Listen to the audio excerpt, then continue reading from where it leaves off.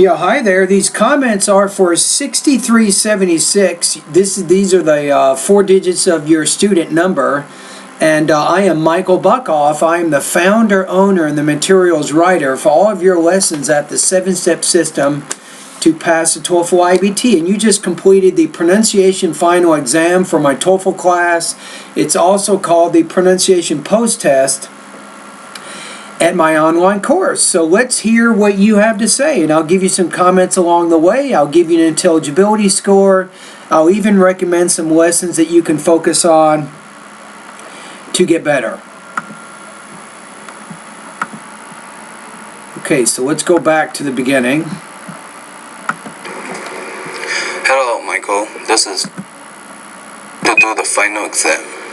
Part A. When two people are talking to each other, they tend to stand a specific distance apart. Each person has an invisible boundary around his body into which other people may not come. If someone presses this boundary, she or he will feel uncomfortable and move away to increase the distance between them.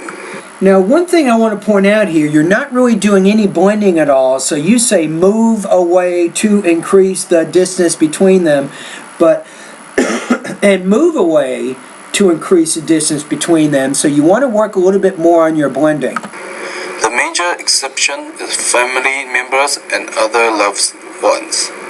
This personal distance is not due to body odor or bad breath, but because closeness lends a sense of intimacy that is at odds with the relationship to the other individual. So here I would say, but because closeness lends a sense of intimacy that is at odds with the relationship to the other individual. Part B. Interestingly, the average personal distance varies from culture to culture.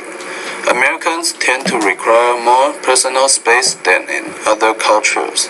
Therefore, if you try to get too close to an American during your conversation, he or she will feel that you are in his face and will try to back away. I liked how you said, will try. You put more stress on the main verb, not the helping verb. That's good sentence rhythm. And you actually have a very professional sounding voice, by the way. It is. You sound like you could be on the radio. Try to be aware of this. So, if the person to whom you are speaking backs away a little, don't try to close the gap. Part C.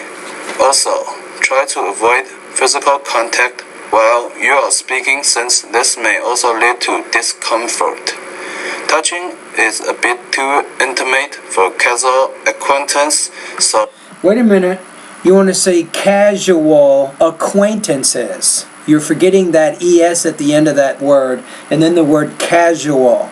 Casual acquaintances. So don't put your arm around her or his shoulder.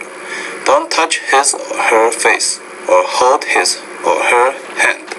Shaking hands when you initially meet or part is exceptional, but this is only momentary.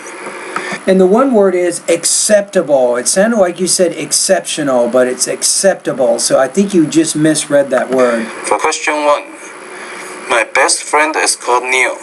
He's a very important friend to me.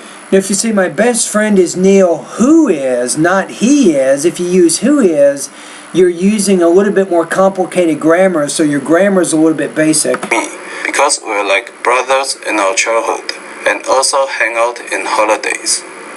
For questions number 2. Now, you're not really giving enough detail to support that. I'm very interested in your spontaneous conversation. I want to see what kinds of vocabulary words you use, what type of grammar you use, so you're not really supporting your general statements about your friend with more specific detail. I mean, I don't even know what he looks like. Is he tall? Is he short? Does he have black hair? Does he have blonde hair? What kinds of clothes does he wear? I don't know anything. You're not telling me very much. See myself to get a job 5 years from now, such as being a teacher after I graduate from school. But first, I should practice hard on English to improve my skills first. For questions 3, My favorite season is fall because we can celebrate Christmas and have family reunion in the holidays. Thank you for listening. You say family, I would say reunions. Put S on there. Family reunions during the holidays. All right, so I think we have enough information here, so thank you for completing that. And now it's my job to give you an overall assessment of your score, why, and any other suggestions I think that can kind of help you. Okay, with your intelligibility, especially with the third part, with the part B, answering those 3 questions, you're not demonstrating extensive vocabulary. You're not really giving a lot of descriptors and details to your ideas there. So I thought you could better support some of the ideas that you were saying there. I'm going to put your score right now at about 3.1 out of 7. So I actually like your pronunciation. It's fairly easy to understand, but you're just not demonstrating an extensive kind of knowledge of either vocabulary or grammar based on what you just said. So in terms of my course, I do have some things I think you can focus on to get better. Vocabulary lesson 3 I think would be good for you. My grammar lessons number 1 and 2, especially grammar lesson 1 talks about sentence variety. It'll give you some ideas of different types of sentence structures you can use in your speaking and writing. Take a look at that. Now in the second part of in the pronunciation area of my course, I think you could benefit by studying my lessons on syllable division and grammatical word endings. So that's in the pronunciation area, that's Speak Clearly lessons number 26, 27, and 28. I think you could work or benefit a little bit more on blending. That's lessons number 41, 42, 43, and also 44. So that would also give you some good practice with blending.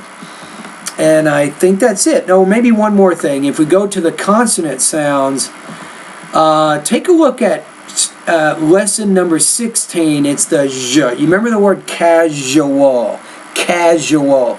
It's hard for you to make that sound, so if you go to Speak Clearly lesson number 16, it will teach you more about that particular sound and how to make that sound. I'll even give you some practice exercises that you can do to help get your body and your mouth and your tongue ready to produce that sound. All right, now for our class, if you get a 3.1, your grade, that's going to put you right around 80. So 80% out of 100, that will be the grade that I will put into the end grade. All right?